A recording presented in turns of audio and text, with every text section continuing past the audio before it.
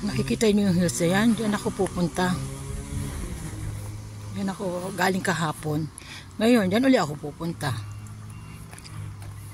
Nag-walking ako kasi sunod-sunod ang lamunan. Diyos ko, tumaba na ako.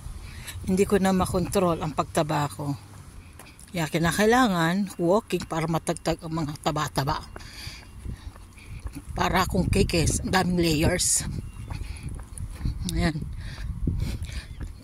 Doon ako dadaan. Saan ba?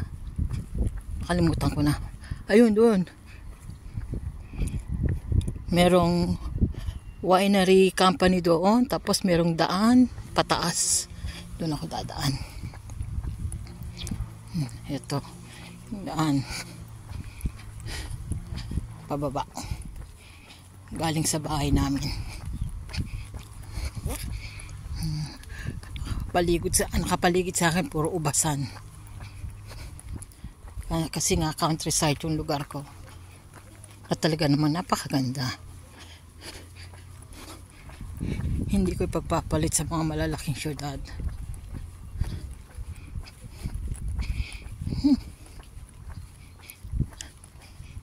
Ito.